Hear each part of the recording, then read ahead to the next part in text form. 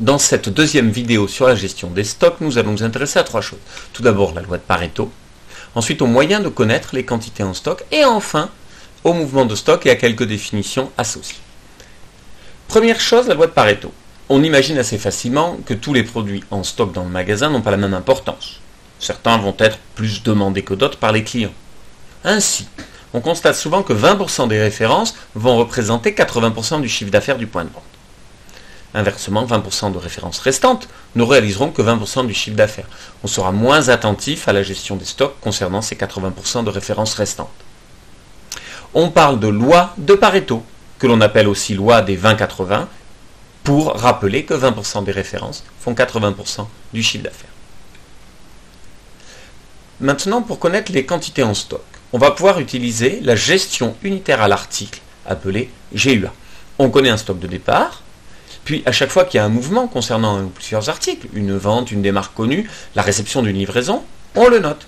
Et ainsi, on a à tout moment un stock. Ce stock est théorique. Le calcul se fait automatiquement grâce au système informatique du magasin. On parle de GUA. Par contre, ce stock théorique peut être différent du stock réel, à cause notamment de la démarque inconnue.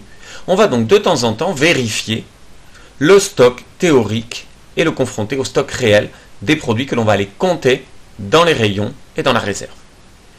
Premier inventaire, c'est l'inventaire annuel. Il est fait, comme son nom l'indique, une fois par an et c'est une obligation légale. Souvent le magasin est fermé, l'ensemble du personnel est mobilisé. L'inventaire permanent. Il consiste à mettre à jour le stock théorique à chaque fois qu'il y a une livraison, à chaque fois qu'il y a une vente. C'est très précis, mais c'est très lourd à mettre en place, notamment lorsqu'il y a beaucoup d'unités vendues. On peut l'utiliser lorsque très peu d'unités sont vendues, par exemple dans le cas d'une concession automobile. L'inventaire tournant, c'est un compromis entre l'inventaire permanent et le seul inventaire annuel. Donc de façon périodique, une partie des références est comptée. On met à jour donc le stock sans attendre l'inventaire annuel.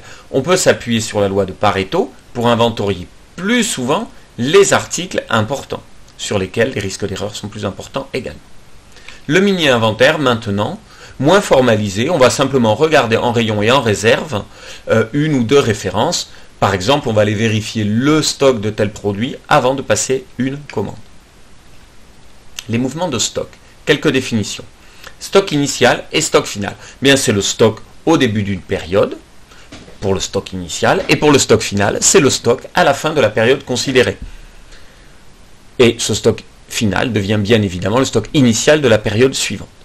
Le stock minimum, maintenant, c'est le stock qui va correspondre aux ventes pendant les délais de livraison. C'est-à-dire que si je lance ma commande alors que je suis en dessous de ce stock minimum, je suis à peu près certain d'avoir une rupture de stock.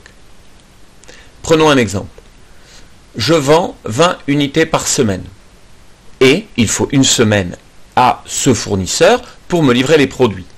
Je dois bien lancer ma commande au plus tard, mais vraiment au plus tard, quand il me reste 20 articles. Sinon, je suis à peu près certain d'avoir une rupture de stock. Le stock de sécurité, ou stock tampon, c'est une quantité de produits à avoir en stock en plus du stock minimum au moment de lancer la commande, de façon à faire face à un éventuel retard de livraison. Le stock d'alerte, c'est le stock qui déclenche la commande, c'est-à-dire le stock minimum plus le stock de sécurité.